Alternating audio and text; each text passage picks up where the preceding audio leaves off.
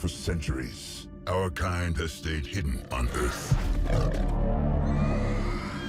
But darkness has found us again.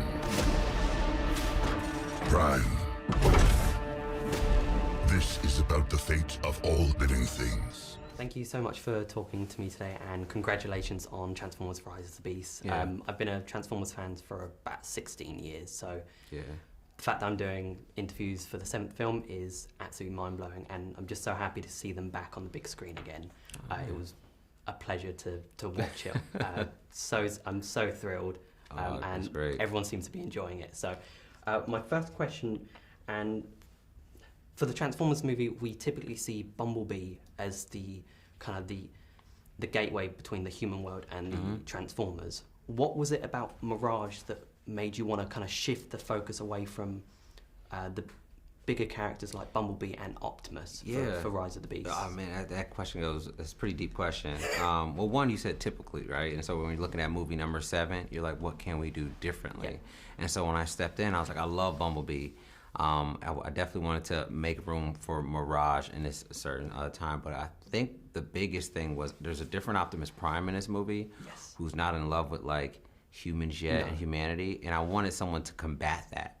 And so Bumblebee does it a little bit. He has one moment where he challenges Prime, but he never challenges Prime enough. No. And that's where Mirage came into play.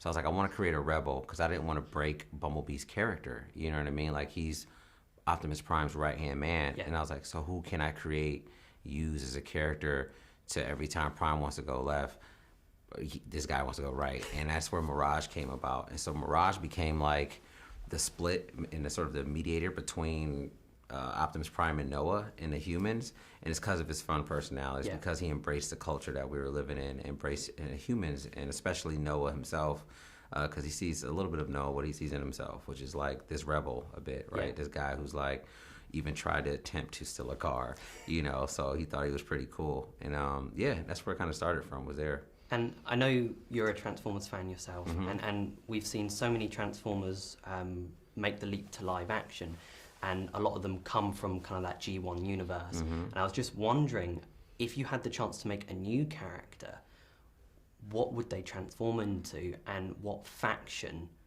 do you think you'd attribute them to if you had the opportunity? Oh, that's difficult. I mean, right now, I would love to see. I don't know if it's a new character. I love playing with the classics. You know what I mean? And I would love to see Megatron. Like I would. Like he's like one of my faves, and but just like in this tone, in this light, you know, something different, and G1-esque if we can, because we haven't had a chance to see him in that form yet, which I think I would go crazy if I was in a movie theater and saw him pop up. So that's one that I would actually love to. Perfect. And just quickly, we've seen so many villains enter the Transformers universe. What is the key to a good Transformers villain, do you think?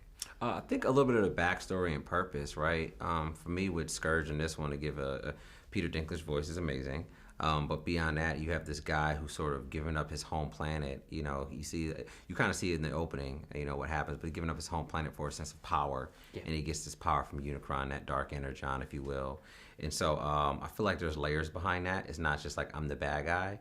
You see, he wants this takeover, but he was also willing to sacrifice his own home for it. But there's a little bit of me and Peter Dinklage was messing around with Scourge. There's a little bit of that, like, you know, like, did he actually have a choice when given to him? You know, it's like, do I die with my planet or gain this power? It doesn't feel like those options. So it makes it a hard decision to make. So, like, I feel like Peter Dinklage played it to the point where you felt some of that sorrow and pain behind him, especially when he had his conversations with Unicron. You felt there was a little bit of regret, like, I'm this dude's, like, personal slave, if you will. And this is like his sire, which felt, you know, you felt that relationship pretty strongly. And Perfect. Thank you so much for talking with me today, and good luck with the rest of the day. And thank you.